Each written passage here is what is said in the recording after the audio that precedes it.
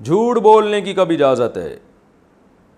سنا ہے کہ اگر کسی کے درمیان لڑائی ہو تو صلح کرانے کے لیے جھوٹ بول سکتے ہیں، اگر یہ بات ٹھیک ہے تو کن موقعوں پر اس کی گنجائش ہے؟ ارسلان سحر راولپنڈی سے۔ نبی صلی اللہ علیہ وسلم نے ارشاد فرمایا، لیس الکذاب الذی یکذب لیصلح بین الناس، وہ شخص جھوٹا نہیں ہے جو لوگوں میں جوڑ پیدا کرنے کے لیے جھوٹ بولتا ہے۔ تو جمہور کے نزدیک تو واضح جھوٹ بولنا بھی جائز ہے۔ امام ابو حنیفہ کے نزدیک اس حدیث سے مراد توریہ ہے۔ یکذب یعنی جھوٹ بولنے سے مراد خالص جھوٹ نہیں ہے بلکہ توریہ کہتے ہیں آپ ایک ایسی بات کر رہے ہیں زبان سے کہ آپ کی نیت کچھ اور ہے، اس کا مطلب کچھ اور ہے، سامنے والا اس کا مطلب کچھ اور سمجھ رہا ہے۔ یعنی ایسے ذو معنی لفظ استعمال کرتے ہیں جس میں دونوں معنی نکلتے ہیں، آپ کچھ اور نیت کر رہے ہو، سامنے والا اس کا مطلب، یعنی آپ کچھ اور نیت کر رہے ہو، سامنے والا اس کا مطلب کچھ اور سمجھ رہا ہے۔ تو ایسی ذو معنی بات کر کے تاکہ لوگوں میں جوڑ پیدا ہو، ٹھیک ہے نا۔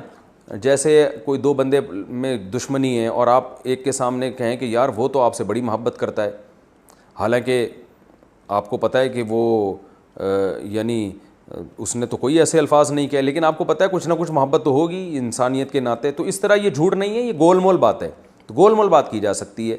رہا یہ مسئلہ کہ صریح جھوٹ کیوں نہیں بولا جا سکتا، تو امام ابو حنیفہ جو ہے نا سب سے پہلے دلیل قرآن سے دیکھتے ہیں، قرآن کے مخالف جو بھی حدیث ہو تو وہ اس میں تعویل کرتے ہیں، بشرطے کہ تعویل کی گنجائش بھی ہو۔ تو وہ فرماتے ہیں قرآن مجید میں اللہ تعالیٰ کا ارشاد ہے، الا لعنت اللہ علی الکاذبین، سنو جھوٹ بولنے والوں پر اللہ کی لعنت۔ تو وہ کہتے ہیں اس میں ہر طرح کا جھوٹ داخل ہے۔ رہا یہ بات کہ حدیث میں تو آتا ہے کہ صلح کے لیے جھوٹ بولنا جائز ہے، تو بھئی یہ جو جھوٹ کا لفظ ہے نا حدیث میں، یہ خود حدیث ہی میں توریہ کے معنی میں استعمال ہوا ہے، گول مول باتوں کے معنی میں حدیث میں یہ استعمال ہوتا ہے، اور عرب کے کلام میں بھی استعمال ہوتا ہے، اس کی بہت ساری مثالیں ہیں۔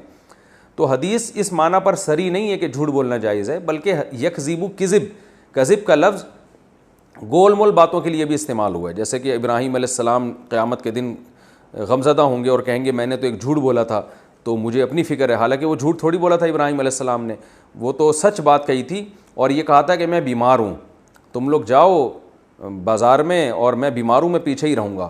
تو بیماری کا مطلب وہ یہ سمجھ رہے تھے کہ واقعی آپ پیشنٹ ہیں، بیمار ہیں، جبکہ ابراہیم علیہ السلام کی نیت یہ تھی کہ میں تمہیں دیکھ دیکھ کے گویا روحانی طور پر بیمار ہو گیا ہوں، بت پرستی کو اس سے مجھے ٹینشن ہو رہی ہے۔ تو یہ جھوٹ نہیں تھا، یہ گول بات تھی، لیکن اس کو بھی حدیث میں جھوٹ سے تعبیر کیا گیا ہے۔ تو پتہ چلا کذب کا جو لفظ ہے عربی میں توریہ کے معنی میں، جس کو توریہ کہتے ہیں نا گول مول بات کرنا، اس میں بھی آتا ہے۔ تو اس لیے دو بندوں کو آپس میں صلح کرانے کے لیے دیگر ائمہ کے نزدیک تو صریح جھوٹ بھی جائز ہے، لیکن امام ابو حنیفہ کے نزدیک گول مول بات کی جا سکتی ہے۔ اور یہ تو بات ہے کہ اگر سچ بولنے سے لڑائی ہو رہی ہے نا تو نہ بولیں سچ، خاموش رہیں، اور گول مول بات کر کے ان میں جوڑ پیدا کریں آپ۔ غسل واجب ہو تو کھا پی سکتے ہیں؟ ساجد صاحب امریکہ سے پوچھتے ہیں اگر غسل واجب ہو تو کیا کھا پی سکتے ہیں؟ جی ہاں بھائی، کھا سکتے ہیں۔ جو آپ تربوز کھائیں گے نا اس کو نہلا کے کھائیں آپ، ٹھیک ہے نا، خود غسل ضروری نہیں ہے، جو چیز آپ کھا رہے ہیں نا وہ اس کا غسل ضروری ہے۔ پاکستان میں تو آپ تو امریکہ میں رہتے ہیں، یہاں تو بہت ضروری ہے، کیونکہ گٹر کے پانی والی سبزیاں بھی مل رہی ہیں، ان میں اسپرے بھی ہو رہے ہیں، پتہ نہیں کیا ہو رہا ہے، لہذا اس کو تو بالکل اچھی طریقے سے غسل دیا کریں۔ یہ جو پھل فروٹ ہم کھا رہے ہیں پھر کھایا کریں، خود غسل ضروری نہیں ہے۔